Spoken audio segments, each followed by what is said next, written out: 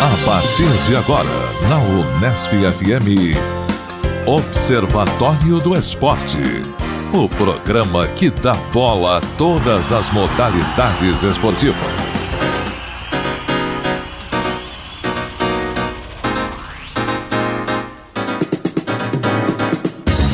Olá, ouvinte da Unesp FM. Hoje é sábado, 17 de maio de 2014.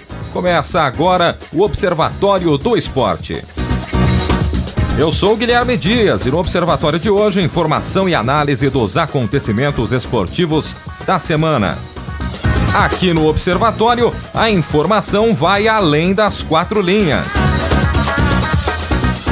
E hoje na mesa teremos as participações de Tuca Américo, Carlo Napolitano, Thiago Pavini e Heitor Facini. Vamos aos destaques de cada integrante, começando com os comentários de Tuca Américo. Um abraço. Bem, saudações amigos do Observatório. Falar aí sobre quanto vale o futebol brasileiro em arrecadação, né? Publicidade, essas coisas. E também mais algumas denúncias no meu amado voleibol. Tá certo. Seu destaque também, Carlo Napolitano. Olá, amigos da mesa, amigos ouvintes. Vou fazer algum comentário aqui sobre as manifestações relacionadas à Copa do Mundo.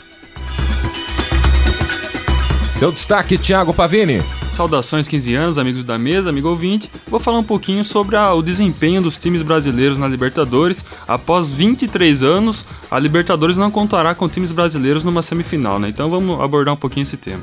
E fechando a mesa, a sua manchete, Heitor Facini. Eu vou falar um pouco sobre o grande número de brasileiros naturalizados jogando por outras seleções e também sobre o final do Campeonato Espanhol e o Campeonato Inglês. E a decisão do Campeonato Espanhol neste final de semana, né? Já vamos abordar esse tema. Barcelona e Atlético de Madrid no Camp Nou.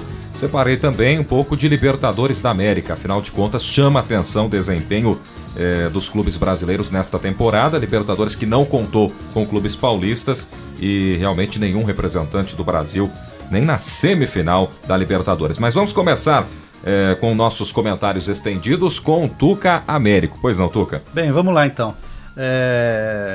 Fazer uma pergunta para a mesa aqui. Vocês sabem quanto vale o futebol brasileiro em arrecadação, publicidade?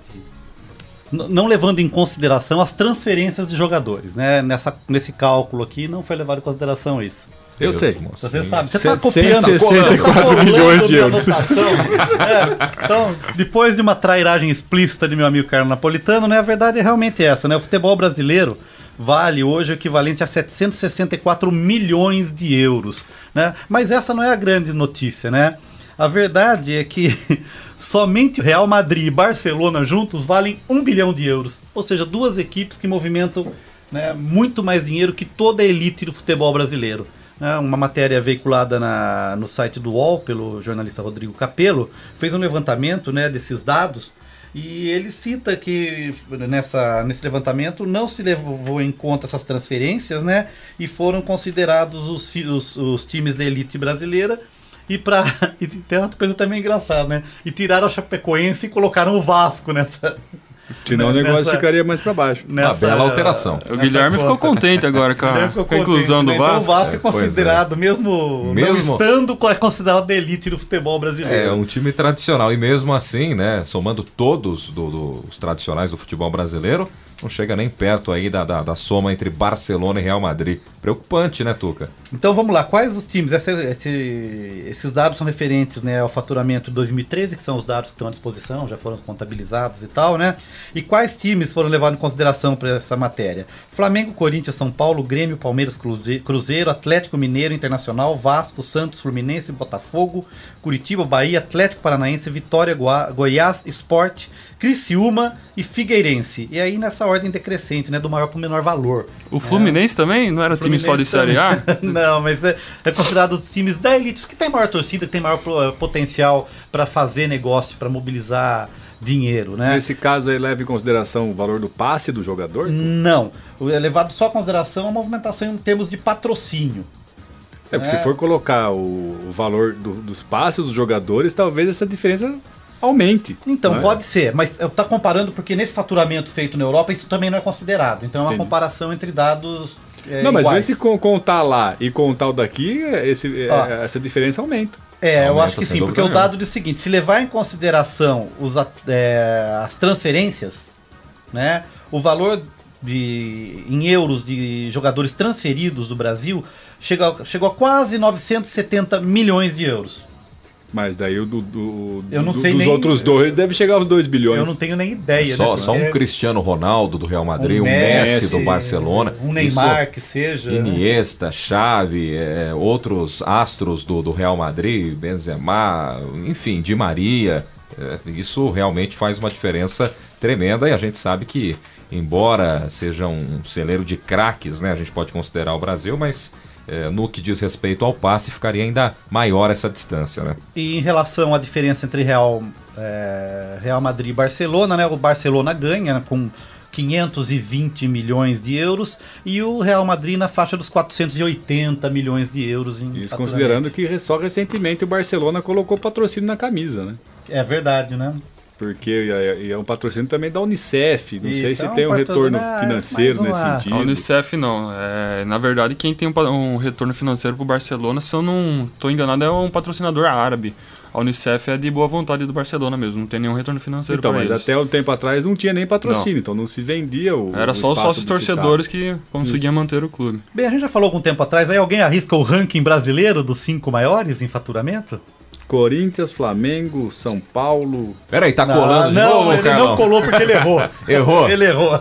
Ou não está enxergando bem, mas ele não acertou. Na verdade, a gente já Inter. discutiu aqui algum tempo atrás, né, a questão do Flamengo. O Flamengo ainda continua sendo o time de maior valor, beirando aí uns 80 milhões de euros. E a gente até comentou algum tempo atrás, um time com esse potencial de negociação de imagem e de contratos de patrocínio está numa crise financeira monstruosa. Então isso explicita a má gestão dos clubes brasileiros. Tem um poder de marca enorme, né? E não sabe aproveitar. Ao contrário do Corinthians, que está em segundo lugar, mas tem uma gestão mais eficiente. Traduz esses números aí em pelo menos competência nesses últimos anos, em né? infraestrutura, em uma marca que está sendo cada vez mais sendo valorizada ano a ano. E a diferença do Flamengo e do Corinthians para os demais ainda é muito grande, né?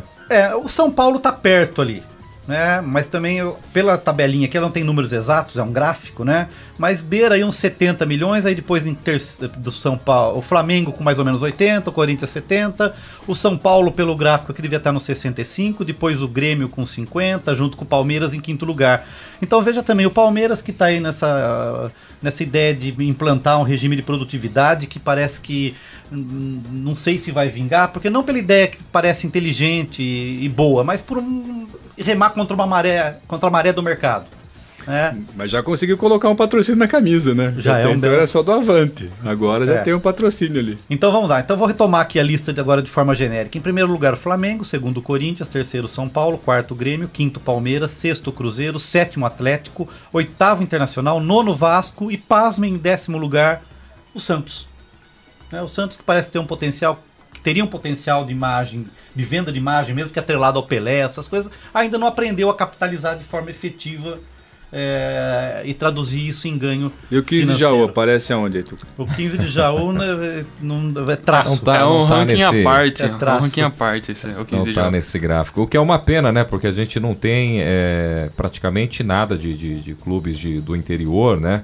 E quando a gente fala 15 de Jaú, o próprio Noroeste, outros grandes clubes do interior, clubes tradicionais, mas só clubes da capital mesmo, né, Tuca? Só descaso, essas referências. Mas a gente vê, por exemplo, também clubes que têm um belo valor hoje, né? Então a gente pega aí um Curitiba, o Bahia, o Vitória, o Sport, o Criciúma e o Figueirense. Então são aquelas equipes intermediárias, né, do futebol mas brasileiro. Que tem potencial de crescimento, né? Inclusive aqui a matéria aponta que o Criciúma cresceu 84%, né? Saiu de quase 8 milhões de euros para quase 14 milhões de euros. Então, para um time subiu legal. Catarina subiu, né? Mas eu acho que o problema também que é apontado aqui é a queda dos patrocinadores, né? A fuga dos patrocinadores que não querem investir mais em esporte, em futebol.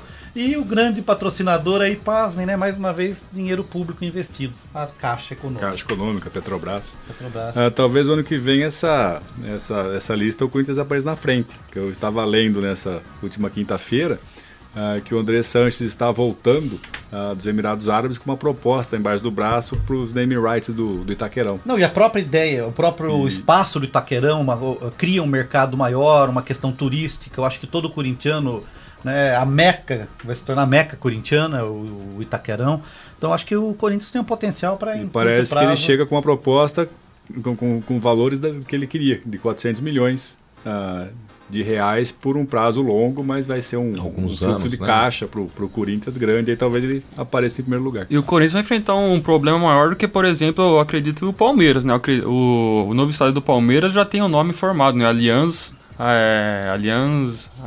Como que é do Palmeiras? Não sei, Allianz Parque, né? Allianz Parque. Já o Corinthians não, não sei qual nome ficou acertado nesse novo sistema, mas todo mundo conhece o estádio do Corinthians como Itaquerão já, né? Então impor um outro nome vai ser muito mais complicado para o Corinthians que para o Palmeiras, até acontecer, por exemplo. Né? Alguns chamam de Itaquerão, outros de Arena Corinthians, mas agora pintando dinheiro na jogada... Tá uma crise de identidade, né? Não sabe como se chama, né? Se Arena Corinthians, Itaquerão, Arena Itaquera. Do estádio do Corinthians. Amanhã, né, neste domingo, teremos o primeiro jogo oficial. Já tivemos partidas entre os operários da obra, também entre ídolos do passado do Corinthians, mas primeiro jogo oficial neste domingo, 4 da tarde, contra o Figueirense. Todos os ingressos foram vendidos em poucas horas, né? E falando ainda da Arena da Copa, teve o amistoso na última quarta-feira do Corinthians e do Atlético Paranaense. Era engraçado, você pegava algumas fotos do jogo. Tinha um estádio que tinha uma boa parte das paredes do estádio feita em reboco ainda, não estava nem pintado, nem concluída. Lá na Arena da Baixada, né? Em Curitiba. Tinha, estava mostrando uma matéria também, que os cabos de fibra ótica era para ser passado tudo por debaixo da terra, mas não, fizeram uma passarela improvisada para passar dos cabos até o estádio. Ou seja, o jeitinho, né? Eu acho que aí nós estamos na reta final para a Copa do Mundo, então vai ser um dia a dia de revelações sobre o real estado dos estádios brasileiros. Sim, mas o Arena da Baixada acho que é o único estádio próximo de um padrão FIFA, né? Que ele já estava sendo pensado nisso, só faltava fechar o anel, mas parece que eles fizeram um outro estádio, né? Eu achei que ficou muito bonito, né? Mas não sei como está o entorno aí, deve estar inacabado como sempre. Tem um site que eu vi na internet que acho que é www.nãovaisair.com.br, que é um site que eles pegam várias promessas que tiveram durante o período que o Brasil foi nominado da Copa do Mundo de 2014 até agora. E fica fazendo a contagem até a Copa, 28 dias. Certo. Tá certo. Só corrigindo aqui, né? 26 dias, então, para o início da Copa do Mundo, né? 26 dias. Grande Thiago Pavini, o Silvestre também tá corrigindo, trazendo a informação. 26 dias para abertura, o jogo entre Brasil e Croácia no Itaquerão, na Arena Corinthians, fica a gosto do cliente, né? O nome do estádio que ainda não está definido, mas como o Carlão Napolitano já adiantou, o André Sanches deve nos próximos dias, né, apresentar essa proposta. Inclusive, Guilherme, algumas matérias veiculadas essa semana mostram que na própria sinalização da cidade, o que está escrito... São 3 nomes. São 3 nomes distintos, né? Itaquerão, Arena Corinthians e Arena Itaquera. E Arena Itaquera. Né? Pra gente tudo bem. Agora isso para um estrangeiro, um turista que está chegando, pode causar... Confundir a pessoa. Né? Só para concluir sobre esse site, o nãovaisair.com.br, a cada vez que você entra ou atualiza a página, ele mostra uma das promessas e uma do que acabou acontecendo. Por exemplo, o metrô de Porto Alegre não vai sair, parece. É sempre esse texto.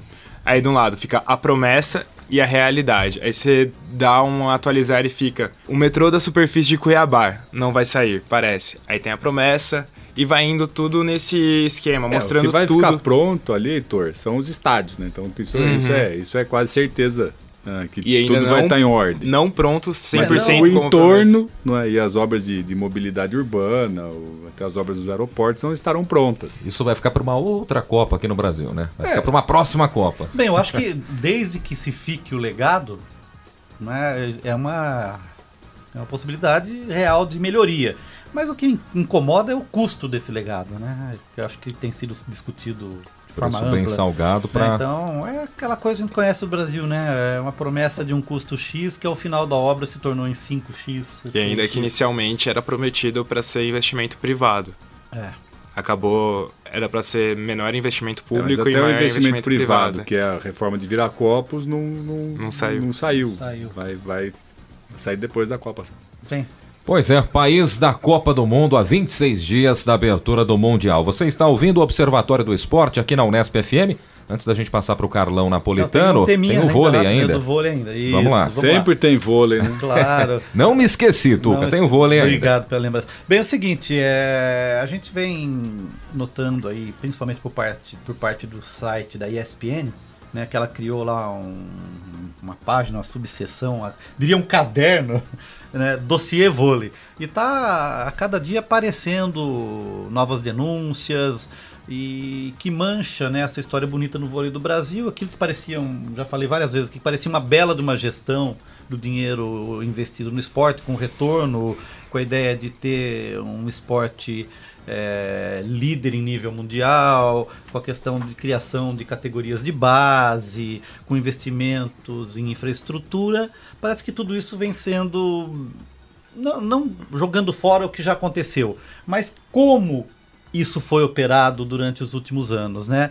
E em função de várias matérias de denúncia da ESPN, a última que aconteceu foi que, por exemplo, a verba destinada à assessoria jurídica, eles colocam isso entre aspas, né? Porque o que seria essa assessoria jurídica também fica a ser explicado, é que ela cresceu muito no período após 2011, a partir de 2011. Para vocês terem ideia, essa matéria do site da ESPN diz que em 2011 foram investidos gastos 562 mil reais em assessoria jurídica.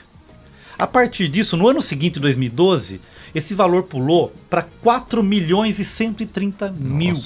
Eu vou pedir um reajuste também na minha assessoria aqui, jurídica do Observatório do Esporte, que está próximo do primeiro dado, mas não chega no segundo. Chega tanto, né? Agora, a grande surpresa, a grande denúncia, o valor por si só já causa estranhamento, mas aonde foi parar esse dinheiro? No escritório de advocacia Valmar Paz, pai do prefeito do Rio de Janeiro. Que coisa, hein? Então, quer dizer, isso mancha a história, né? Porque é um investimento público grande. Você pode questionar, investimento público no vôlei? Mas é um esporte que teve retorno em matéria de medalhas olímpicas. A gente sabe que tem muitas confederações que também recebem muito dinheiro e não tem resultado nenhum. Com patrocínio público, né? Quem patrocina o time de vôlei é o Banco do Brasil. É o Banco do Brasil. Né? Mas aí, se for analisar, eu como publicitário, do ponto de vista da visibilidade, do retorno da imagem, né, existe aí um ganho. Porque é uma imagem de equipe vencedora, da Liga do Brasil e tal. Né? Não vamos discutir aqui o valor da quantia investida, mas o retorno publicitário é um retorno real. Tem esse feedback. Tem esse feedback, né? Os eventos em todas as categorias. A gente recebeu aqui o desafio do vôlei de praia, que foi um evento extremamente bem organizado, interessante, uma grande festa. Não estou discutindo e não sei quanto custou, né? Mas é uma coisa que mostra o esporte para as pessoas. A gente sabe o valor que isso tem para uma criança que está vendo ali um esporte diferente, que não é só o futebol que a gente tem no dia a dia, e que cria essa vontade, essa iniciativa de talvez praticar o esporte, o vôlei. Mas quando você vê como esse dinheiro é desviado, é realmente muito triste. São números. O valor é muito alto, né? 4 milhões para assessoria jurídica é um valor muito alto. Chama atenção realmente. Então, né, vamos ver se a gente consegue reverter isso. Então, fica essa história no Brasil, né? Tudo que faz sucesso, a hora que a gente vê também lá atrás o que desviou de dinheiro, a gente põe em dúvida se realmente isso é um sucesso. É um sucesso do ponto de vista esportivo, mas do ponto de vista da gestão, do investimento do dinheiro público, é uma coisa que nos envergonha. Esse o Tuca Américo, pegando a calculadora e trazendo informações aí do vôlei no Brasil. Seguindo o Observatório do Esporte, agora o destaque do Carlão Napolitano, com seus comentários aprofundados. Como eu disse, eu queria trazer aqui para a mesa, para a conversa, tendo como fundo as manifestações contra a Copa, as manifestações que estão acontecendo no Brasil. Aí me chamou a atenção essa semana alguns artigos de opinião publicados na Folha de São Paulo, e assinados, e desses artigos, esses autores, eles defendendo a realização da Copa.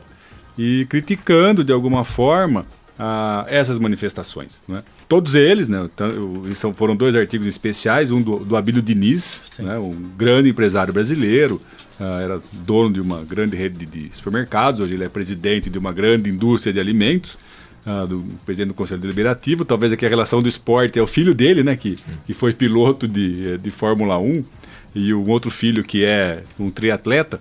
Mas ele escreveu um artigo concordando com as manifestações, que ele acha que são ações legítimas e que devem acontecer de fato. Então ele não está criticando a manifestação, ele está criticando a oportunidade delas, né? Qual que é o principal ponto de argumentação do Abílio Diniz? Que o Brasil é uma marca, e essa marca está sendo vendida durante o evento Copa do Mundo. E se houver algum problema na realização do evento, a marca vai ficar prejudicada. E o Brasil tem um grande potencial no comércio exterior que ainda não foi aproveitado. Porque as relações comerciais brasileiras no mundo, elas são muito pequenas.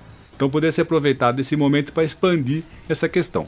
É lógico, pode ser questionado, ele é um empresário, tem interesse econômico, quer ganhar dinheiro com isso e tal.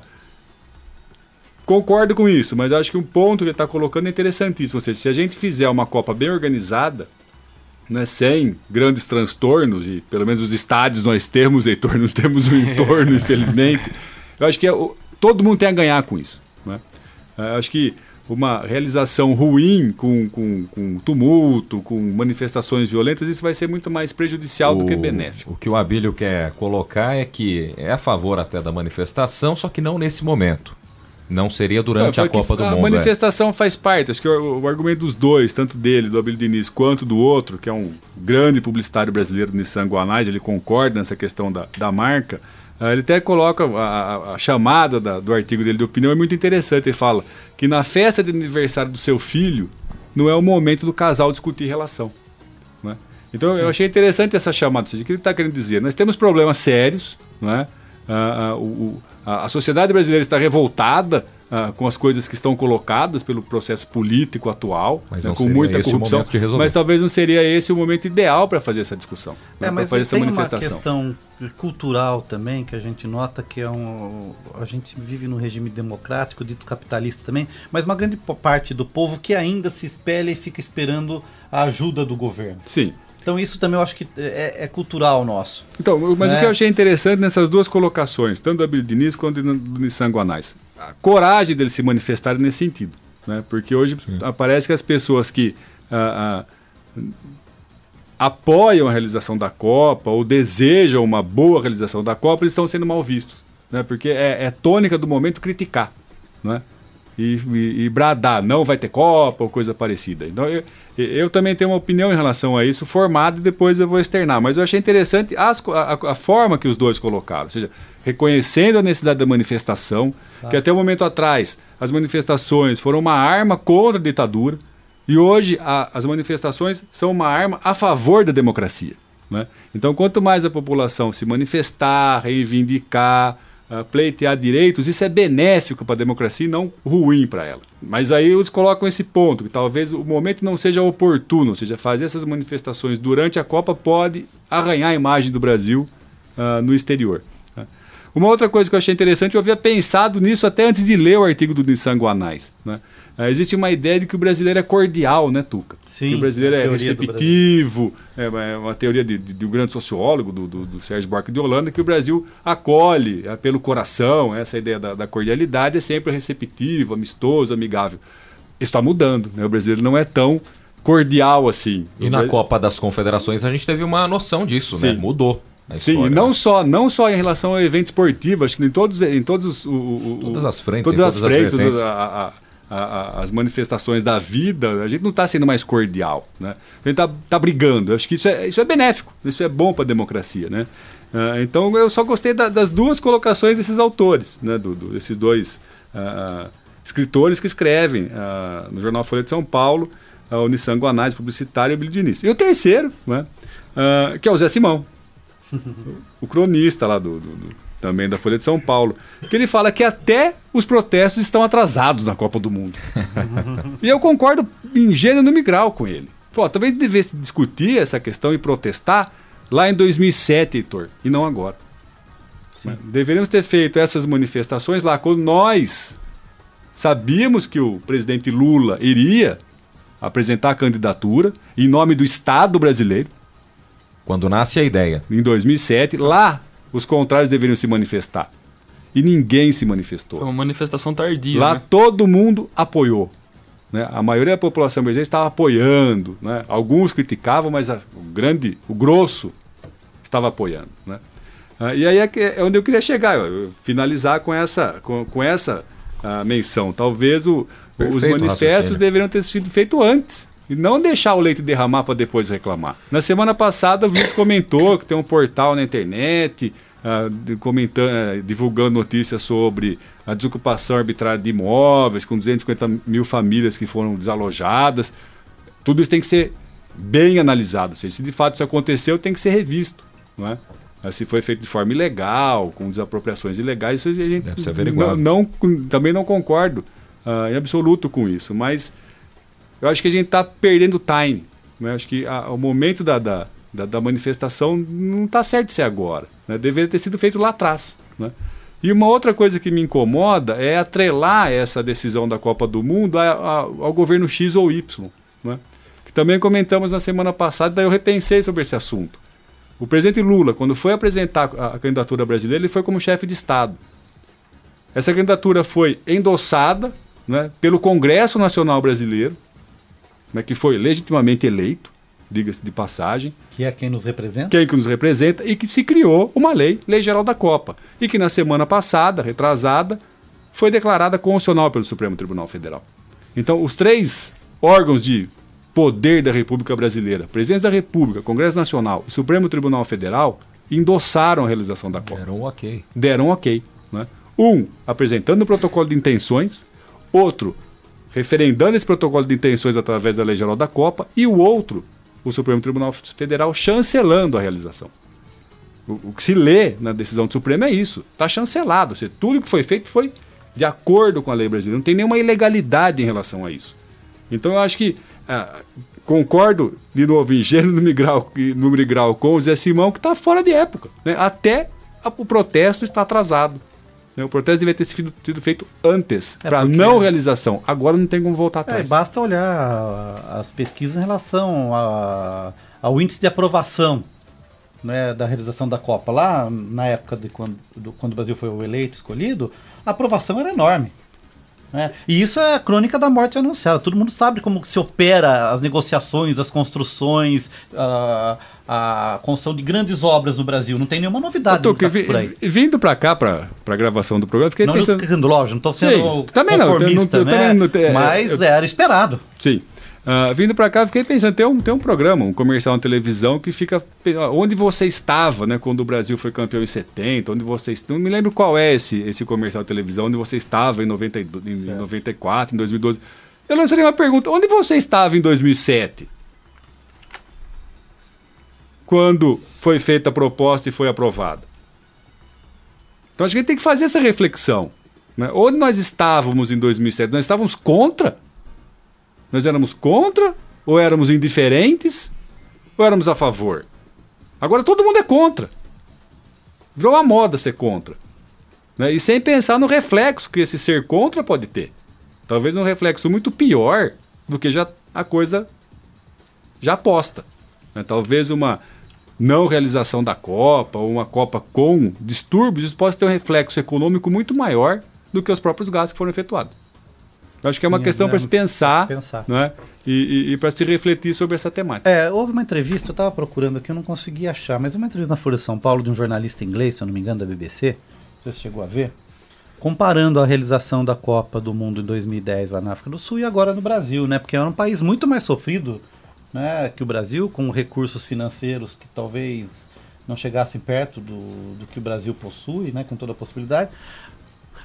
A gente se lembra que nos jogos também o entorno dos estádios não estavam preparados.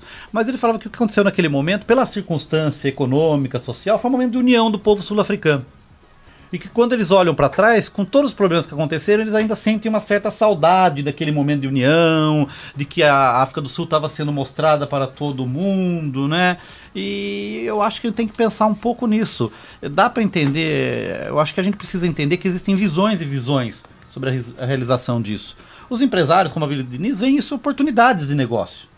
Né? Como empreiteiras mal intencionadas também vê na realização da Copa essas oportunidades e que acontecem, uma boa oportunidade e que acontecem historicamente no Brasil. Né?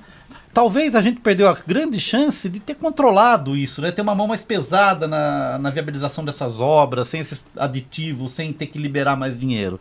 Então fica esse gosto meio amargo na boca, né? O que será que vai acontecer? Na África do Sul também ficou marcado, porque a África do Sul é marcada pelo apartheid, né? Pela essa intolerância entre culturas diferentes. A Copa do Mundo em 2010 ajudou, de certa forma, a quebrar esse paradigma, né? De que os africanos eles conseguem, sim, aceitar pessoas de outros países, de culturas diferentes e serem bem acolhidas, né? Serviu para isso também a Copa de 2010. Não, claro. E do ponto de vista de espetáculo midiático, não creio que isso tenha um grande impacto. Eu falei aqui semana passada que o Jerome Valk, em entrevista, falou que o grande prejudicado em realização à Copa do Mundo são os nossos visitantes. Porque os brasileiros continuarão aqui protestando ou não, os jogos vão acontecer de qualquer forma, né? Mas a imagem desgastada do Brasil pode ser levada adiante por esses visitantes que estarão aqui durante a Copa do Mundo. Isso pode ser um prejuízo muito grande, uma vez que sempre se vendeu o Brasil com um enorme potencial turístico. Ninguém vai para um lugar que é bagunça. Esse é um ponto do Nizanguanais, né, no texto dele, escrito terça-feira. E é um ponto muito relevante o que o Carlos Napolitano trouxe hoje para a mesa, porque eu tenho certeza que quem está ouvindo o Observatório do Esporte nesse momento vai refletir de uma outra forma. Talvez não tenha tido esse tipo de abordagem, não tenha tido esse tipo de discussão. E a gente não vê isso na mídia realmente todo dia, né? Esse tipo de discussão, esse tipo de linguagem que a gente está tendo agora nos últimos minutos aqui. Então é um ponto bastante interessante realmente a respeito da Copa do Mundo. E perfeito o raciocínio do Zé Simão, né? Em 2007, por que não se manifestaram? Para que deixar para agora, né? O porquê tinha um certo porquê. Era o Brasil surgindo como potencial potência mundial, né? Um país que estava além da crise mundial. Só ficou no potencial. Ficou no potencial, mas era a imagem daquele momento.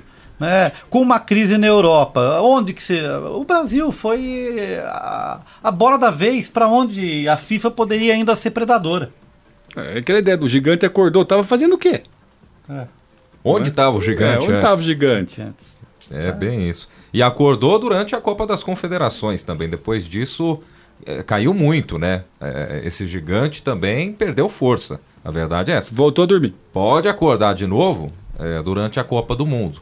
E é justamente isso que a gente está colocando aqui, né? Estamos trazendo um outro ângulo.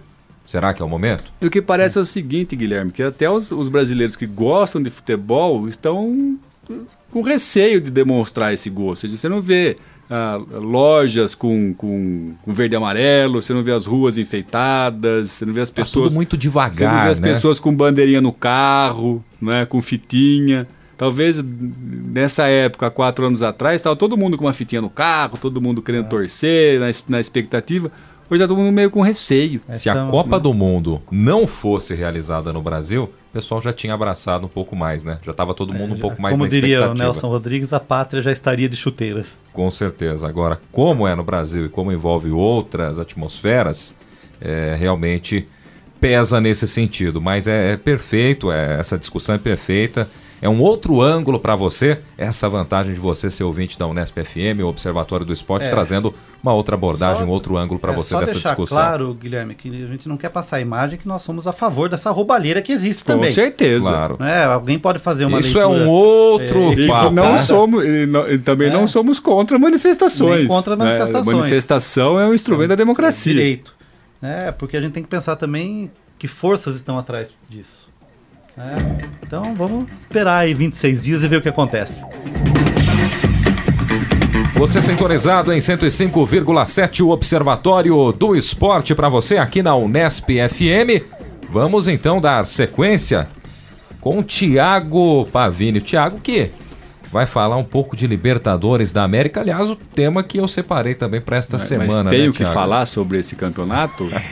São coisas boas, né? O Tuca que está indo lá para Argentina, para Rosário, pode falar, porque tem representante. Nós, brasileiros, não podemos nem falar sobre isso. Ninguém levantou ainda que talvez o a vitória do São Lourenço pode ter sido fruto de uma bênção papal? Não, o gol o chute do Marcelo Moreno, que bate nas duas traves e sai, teve uma proteção divina. Ficou claro. Talvez, será que algum time argentino vai fazer corpo mole aí pra agradar o Papa? Eu não sei qual a opinião do pessoal da mesa. E deixar o São Lourenço vencer mais. Mas eu acredito que o São Lourenço não vai ser o campeão da Libertadores, apesar aí da proteção do Papa. Eu acho que o São Lourenço ele serviu para retratar, para demonstrar como tá frágil o futebol brasileiro nesse momento, porque ele tira o Botafogo na primeira fase, elimina o Grêmio nas oitavas de final e fecha com chave de ouro aí, tirando o Cruzeiro em pleno Mineirão, né? Aliás, matou o jogo contra o Cruzeiro logo no comecinho da partida.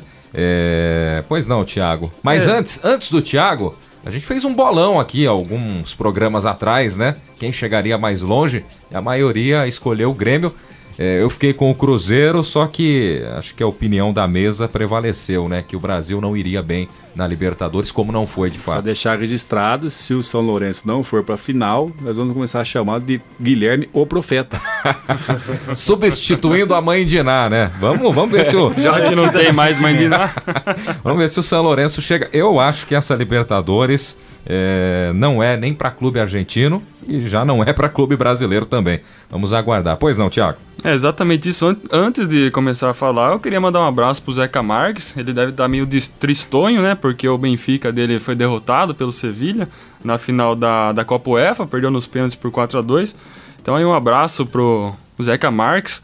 Deve estar bem triste com essa derrota do time dele. E teve polêmica também nessa decisão, né? Teve polêmica jogadores na comemoração, do né? Sevilha que se beijaram na boca. O jogador, inclusive, estará na Copa aqui no Brasil, né? Isso. Na comemoração do título, atletas do Sevilha, 2 jogadores, eu não tenho de memória, eu talvez acho até que com o auxílio foi da internet. Ivan Rakitic, que é um dos principais nomes da seleção croata, e o volante André Carriço, volante ou atacante. Deixa o pessoal comemorar, deixa o pessoal ser feliz. Eles acharam que deveriam se beijar naquele momento, tá externando a felicidade, né? Me incomoda, Guilherme, esse sensacionalismo da mídia que fica procurando esses fatos extra-esportivos, como o beijo dos 2 jogadores, a questão da bandeirinha, a Fernanda, a beleza e ela errou bonito. Eu acho que não é esse o papel da mídia esportiva, né? Isso daí é tudo acessório. E não estão discutindo o que tem que ser discutido de forma real, verdadeira, o jogo que está por trás, o que acontece, a preparação dos árbitros, a questão da falta de treinadores no Brasil, dos jogadores frágeis que estão jogando no futebol brasileiro, toda a questão, como eu apontei aqui, desvio de verba no vôlei, quanto vale um time brasileiro. Então o amadorismo na outra profissão, como todos eles têm. Então, talvez aí o caminho seja a profissionalização. Me incomoda, inclusive, será que isso é uma estratégia da confederação, de colocar bandeirinhas bonitas, com corpo escultural, para chamar atenção para isso, em vez da arbitragem? Não sei. Fica a pergunta. Começa até fica essa questão na minha cabeça. Então me incomoda um pouco, realmente, isso. Tá certo. Bom, voltando ao tema da Libertadores, até pra você concluir, Thiago. Nem começou? Pra gente, a Libertadores já terminou. Já acabou. Exatamente. Para os brasileiros e para os paulistas ainda mais nem começou, né?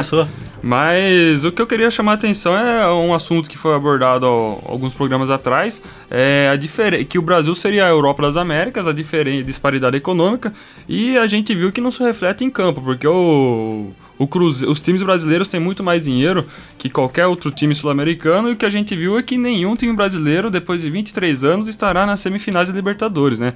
Então isso não se refletiu em campo. E o que eu queria chamar a atenção também é sobre o jogador que marcou o gol do São Lourenço, o Inácio Piatti, um ótimo jogador. E o salário em média dele mensal gira em torno de 60 mil, 70 mil reais. A gente pega, por exemplo, um Dedé ganha 400 mil reais por mês. Então essa disparidade aí, mesmo assim, o Cruzeiro caiu fora.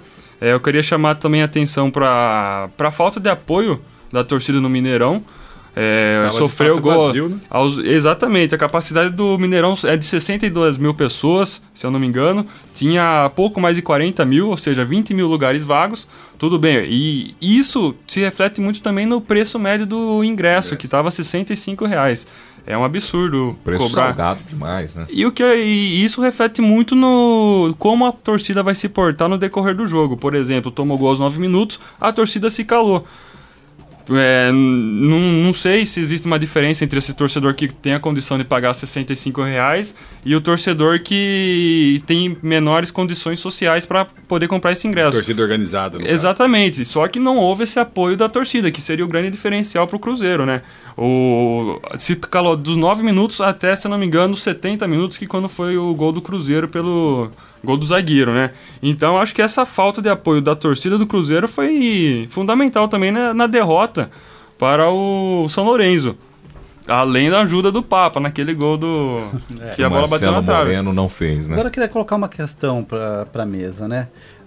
Eu já comentei alguns programas atrás, algum tempo atrás, não me recordo muito bem, é que o Brasil, como você apontou, Thiago, está se tornando aqui a Europa da América Latina, né? Os jogadores querem jogar no futebol brasileiro, principalmente por questões financeiras, né? Então eu vejo, já falei isso aqui, duas forças que estão tomando conta do futebol brasileiro. Esses atletas latino-americanos que não vão para a Europa e têm potencial para jogar e acabam vindo para o Brasil, e os que foram para a Europa e acabam retornando para fim de carreira no Brasil. E é isso, do meu ponto de vista, tirando alguns poucos clubes que investem de forma maciça e inteligente na formação de atletas de base, sufoca também um pouco o surgimento de jogadores. E o Carlão já apontou aqui no programa passado também, de como os jogadores brasileiros vão embora muito cedo para o exterior. Então, quer dizer, isso pode, de certa forma, estar ficando patente para o resultado dos times brasileiros em nível internacional, sufocar, né, e criar esses campeonatos que estão cada vez mais difíceis de se ver na televisão, né? Se está difícil de ver na televisão, imagine você sair de casa para ir para o estádio. Exatamente, e isso é muito também, devido muito também aos treinadores brasileiros, que não sei se vocês concordam, mas os treinadores brasileiros ultimamente parece que estão bem fracos no que se refere à questão tática, né? A gente percebe aí que os treinadores exportados para fora do Brasil são muito poucos. O Heitor até vai falar um pouquinho depois sobre esse assunto, mas a questão é que os treinadores não ajudam, a administração dos clubes não são boas, e isso está se refletindo, né, nessa Libertadores desse ano, né? E a gente comentou um pouquinho sobre a má gestão dos clubes brasileiros. O Palmeiras, por exemplo, é o ano do centenário dele, tem todo um mercado para ser explorado, para ser utilizado como propaganda na camiseta, que a gente viu é que não tem nenhum patrocinador principal. O quinto maior time do Brasil e está com dificuldade de patrocínio. Exatamente, o Corinthians, quando fez o centenário, por exemplo, conseguiu mais de 40 milhões com hipermarcas, né? Tá certo, e para finalizar esse tema da Libertadores, alguma coisa mais a acrescentar? Tuca, Carlão? Fazer o quê? Torcer para os outros times fora do Brasil. Torcer para quem agora?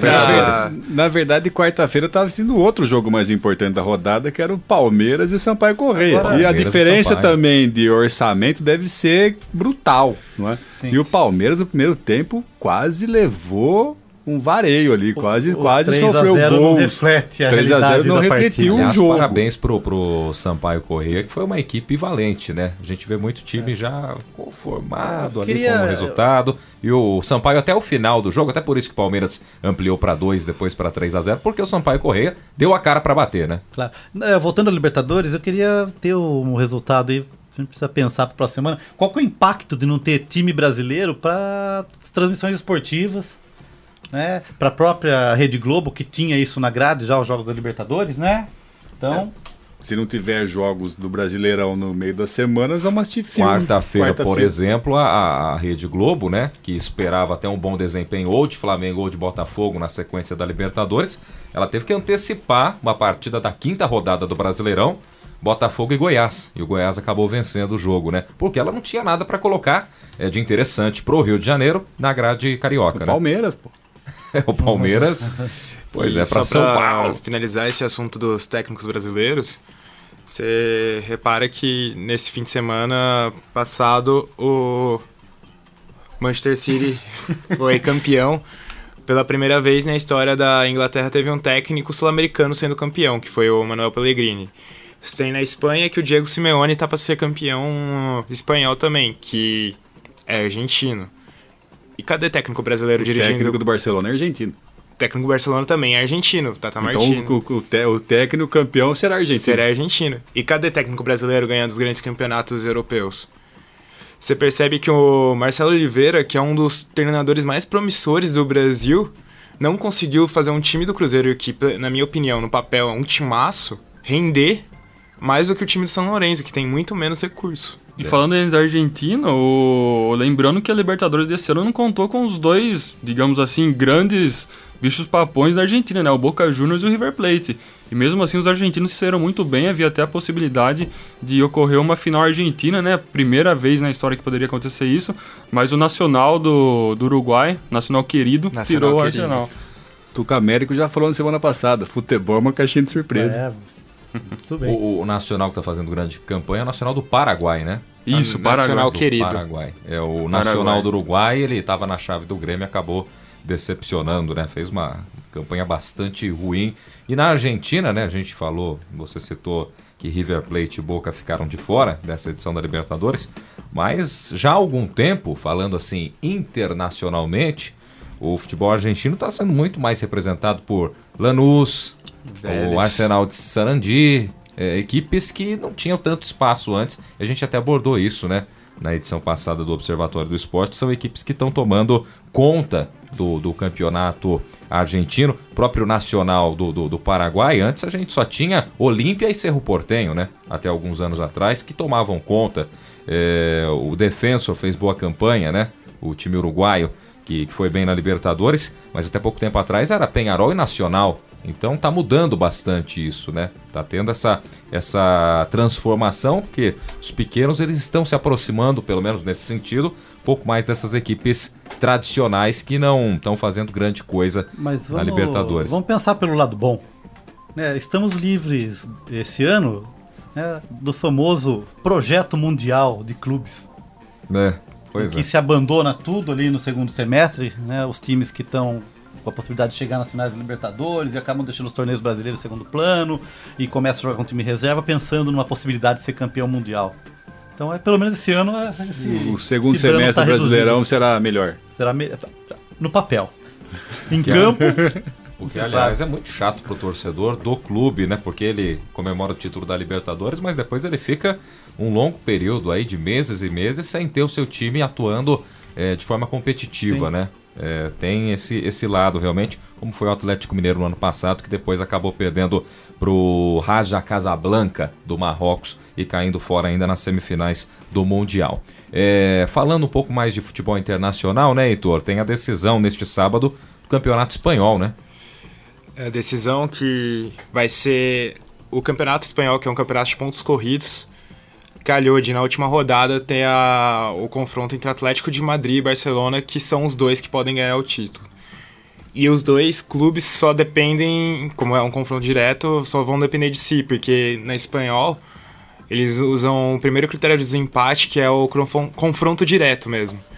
Por isso que o Barcelona... ele pode chegar ao mesmo número de pontos do Atlético de Madrid, se eu não estou enganado, e ele não vai empatar, não vai ser por saldo de gols maior do Atlético ou do Barcelona, vai ser exatamente pelo confronto direto. E o que eu acho mais legal é que eu estava vendo outro dia na ESPN, mostrando um documentário sobre o Diego Simeone, que é o técnico do Atlético de Madrid, que vem fazendo uma campanha excepcional na Europa, tanto no Campeonato Espanhol quanto no Champions League, falando sobre a importância que ele teve como jogador para o Atlético de Madrid ganhar o doblete de 1996. Tinha um companheiro de clube dele falando que ele, chegando com 24 anos, muito mais novo que os outros, mudou completamente o time, colocando muito mais energia. No último jogo também, que estava sendo definido, o Atlético de Madrid poderia ter sido campeão um jogo antes, em 1996.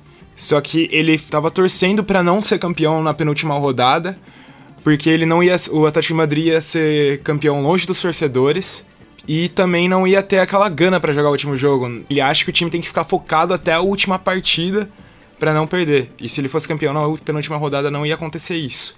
Mas o jogo é em Barcelona, não é? O jogo é em Barcelona. Comemorar longe da torcida, não comemorar em campo, isso. Entendi. Você no Camp Nou, eu acho que o Atlético não vai comemorar em lugar nenhum. Para mim, da Barcelona. Eu acho que completamente o contrário.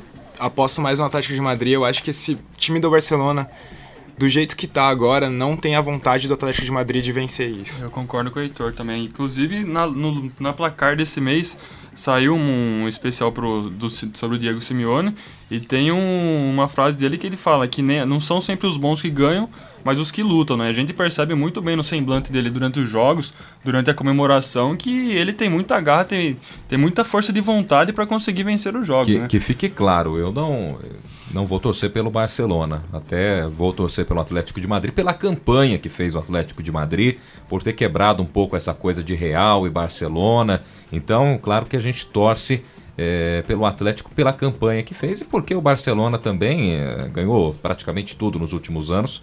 Então, minha torcida vai pro Atlético. Só que, raciocinando friamente, eu acho que o Barcelona vence o jogo no Camp Nou. E o quantos jogadores desses dois times vão estar na Copa do Mundo?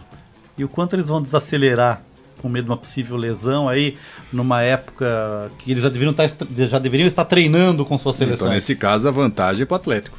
Eu acho que quase todos os jogadores do Barcelona estarão na Copa do Mundo e do Atlético não. E eu sei que, por exemplo, você pode pegar o Diego Costa, que ficou na pré-lista da Espanha, mas praticamente um nome que não vai ser cortado. Atuou só uma vez, mas é nome certo para convocação. Teve um jogo do Atlético de Madrid que ele poderia estar reduzindo o passo. Ele saiu correndo para marcar o gol e acabou fraturando quase a canela dele. Sorte que não foi uma fratura mais séria, mas ele estava correndo e isso que o Atlético de Madrid está fazendo. Eles estão se doando a cada jogo como se fosse uma final. Só que tem um detalhe, até por isso que eu aposto no Barcelona. Esse jogo vai ser o jogo da vida do Barcelona, porque vale o único título aí que o time pode conseguir na temporada. Pro Atlético de Madrid não é o jogo da vida do Atlético. É claro que é importante, evidentemente que o Atlético de Madrid vai tentar o título espanhol, mas a gente lembra que dia 26, né, tem o jogo contra o Real Madrid. 24. Dia 24 tem o jogo contra o Real Madrid, valendo o título da Liga dos Campeões da Europa, e esse é o principal jogo para a equipe do Atlético nesse momento. Mas se você pensa assim também, o Barcelona nos últimos anos ganhou muitos campeonatos espanhóis. Ele não tem aquela pressão do Atlético de Madrid, que não ganha desde 1996 e tá ali batendo na porta dele. Eles estão, na teoria, eles estão muito mais próximos do que o Barcelona, porque eles têm a vantagem do empate também. Claro, a pressão existe. A pressão existe e a torcida do Atlético de Madrid, diferentemente da do Barcelona e do Real Madrid, eles não são torcedores espanhóis típicos. Eles vão lá pro estádio como uma torcida do Borussia Dortmund vai pro estádio, como os torcedores brasileiros, uma torcida do São Paulo numa Libertadores vai pro estádio, uma torcida do Corinthians vai. Eles não vão para assistir um espetáculo, eles vão para participar do espetáculo. Olha, uma coisa eu posso cravar, vai ser um jogo muito interessante de se acompanhar, né? Entre Atlético de Madrid e Barcelona. E para falar dos campeonatos europeus, só uma menção honrosa também pro Liverpool, que fez uma campanha belíssima, ficou tudo aí no final, na reta final. Eu não sei o que aconteceu, parece que sentiu a pressão do título chegando pela primeira vez ia ser um título da Premier League, e começou a desacelerar. Teve até o jogo contra o Crystal Palace, que estava ganhando de 3-0 e em 15 minutos o Crystal Palace, que era um dos piores times Brigando contra o rebaixamento, empatou, saiu de um 0-3 para 3-3, e o Liverpool sofreu um apagão, a verdade é essa, na reta final, né? Esse jogo aí não poderia perder de jeito nenhum, foi o jogo que custou o título pro Liverpool, né? E aí o Manchester City acabou. Mas, da mesma forma que não ganhou o título, não pode desprezar a campanha que fez. Claro. No início da temporada, ninguém imaginaria que o Liverpool estaria até a última rodada brigando pelo título. Com a ajuda do Felipe Coutinho, né? Que foi muito bem nessa temporada. Saiu da Inter de Milão, onde estava apagado, e foi para a equipe do Liverpool. Falando mais sobre jogos europeus, tivemos, né, a divulgação de todas as pré-listas. E nesse ano temos a possibilidade de ter o recorde de jogadores brasileiros não jogando pelo Brasil na Copa do Mundo. Temos 7 nomes que ficaram nessa pré-lista, que tem o Diego Costa na Espanha, o Eduardo da Silva na Croácia, o Marcos Gonzalez no Chile, Pepe em Portugal, Samir na Croácia e Thiago Motta na Itália. Essa lista poderia até ser maior se o Thiago Alcântara, que também é naturalizado espanhol, pudesse jogar pela Espanha, só que ele se contundiu. E o que eu acho mais interessante é que saía um monte de notícia de convocação, e sempre saía, porém, tal jogador brasileiro não será convocado, e nem era para uma seleção brasileira. Eu não sei se é meio saudosista, mas isso aparenta ser meio estranho. Colocar o jogador brasileiro como o principal destaque da convocação de uma seleção. No caso do Rômulo, por exemplo, que foi destacado, e o Rômulo é um dos principais nomes a serem cortados dessa pré-lista. Eu posso... Dessa seleção italiana, né? O Rômulo, que, para quem não se lembra, teve uma passagem pelo Cruzeiro, não foi tão bem, um lateral regular, e na Itália acabou se destacando no Hellas Verona, né? São 2 times lá, tem o Chievo e tem o Hellas. Ele foi muito bem, mas a seleção italiana tem outros nomes à frente do Rômulo, e ele foi, pela grande mídia, né, um dos principais destaques, né? Ninguém falava da não convocação, por exemplo, do Totti, que já se aposentou da seleção italiana, mas colocavam o brasileiro Rômulo, naturalizado, foi convocado para a pré-lista do Cesare Prandelli. Desses nomes aí, titulares das seleções, o Pepe, o Eduardo... O Diego Costa, que pode virar titular, não é certeza. Não acredito. Se for convocado de fato, vai para o banco. Então acho que desses 7, apenas 2. Com certeza, eu acho que sim. Porque o Thiago Motta também deve ser reserva na Itália. O Thiago Motta, ele vem sendo titular. Mas são 3. Não são muitos também. E o Eduardo, que pode já fazer a estreia dele contra a seleção brasileira no Itaquerão ou na Arena Corinthians, né, como queiram. Mas o Guilherme, interessante também nessa colocação é que nesta Copa do Mundo não haverá treinador brasileiro dirigindo outras seleções, né? E historicamente sempre tem, né? O Zico dirigiu a seleção do Japão, o Didi dirigiu a seleção do Peru no México em 70, o Parreira é campeão em dirigir seleções estrangeiras, Arábia Saudita, né? Dirigiu a África do Sul, né?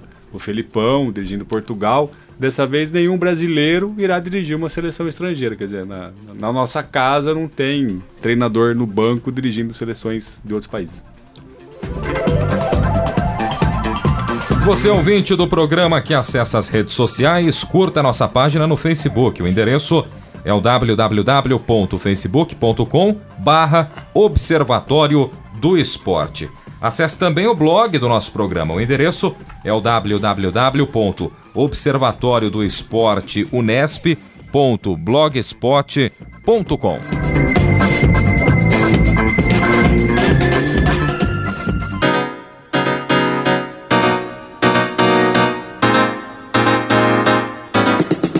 E o Observatório do Esporte chega ao fim. Apresentação: Guilherme Dias, comentários de Tuca Américo, Carlo Napolitano, Thiago Pavini e Heitor Facini. Equipe de reportagem de Fernando Martins, Vinícius Martins, Heitor Facini e Thiago Pavini. Direção de Fábio Fleury. Produção técnica de Silvestre Oliveira. O Observatório do Esporte é um projeto de extensão universitária financiado pela PROEX, a Pró-Reitoria de Extensão da Unesp. Voltaremos no próximo sábado com mais informações e debate para você em 105,7 aqui na Unesp FM. Observatório do Esporte, informação além das 4 linhas. A Unesp FM apresentou Observatório do Esporte, o programa que dá bola a todas as modalidades esportivas.